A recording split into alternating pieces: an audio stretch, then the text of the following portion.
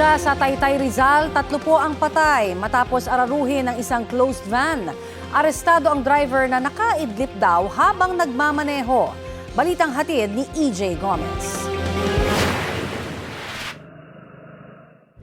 Sumampas sa gutter ang isang closed van sa bahagi ng C6 Road, Barangay Santa Ana, Taytay Rizal kahapon.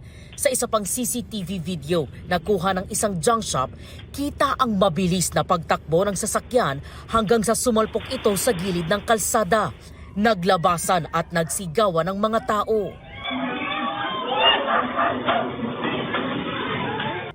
5 tao ang nabangga at nakaladkad ayon sa pulisya. 3 sa kanila namatay. Nasa ospital naman ang 2 na nagtamo ng mga sugat sa iba't ibang bahagi ng katawan. Pagdating ng ambo namin ay nakita nila na may nakahandusay na 2 lalaki sa tabi ng C6.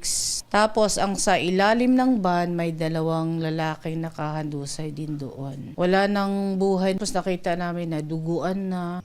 Yung 4 na biktima ay nandun sa may gutter at merong kinakalas na bagay para ibenta dun sa junk shop. At yung pang-5 biktima, nandun din sa tapat ng junk shop, pero nakaiwas siya dahil nakita niya yung truck na paparating na sobrang bilis. Damay sa insidente ang isa pong bahay at 2 katabing tindahan. Ayon sa kaanak ng isang nasawi, dito po nakaupo yung kanyang pamangkin na bigla na lang nabangga at naararo ng closed van hanggang sa makarating po sa bahaging iyon na kinatitirikan ng mga kandila. Nung narinig ko na yung kumalampag, lumabas agad ako. Kasi yung pamangkin ko, alam ko dito nakaupo.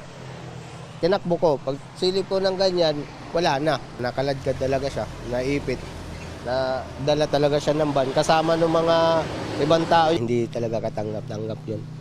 Kasi bata pa yun eh. At siya yun yung inaasahan ng nanay niya na tumutulong dun sa mga kapatid niya. Sa probinsya. Base sa investigasyon ng Taytay Police, galing Quezon City ang closed van at magdi-deliver sana ng mga produkto sa isang grocery store sa Barangay Santa Ana nang mangyari ang insidente. Pero pagdating ho doon sa lugar ng pinangyarihan, base ho sa kanya, naka-idlip siya.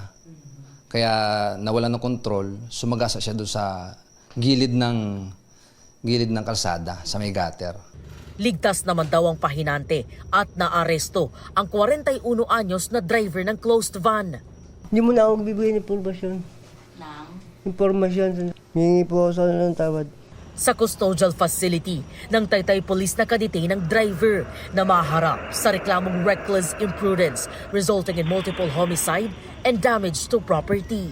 EJ Gomez, nagbabalita para sa GMA News.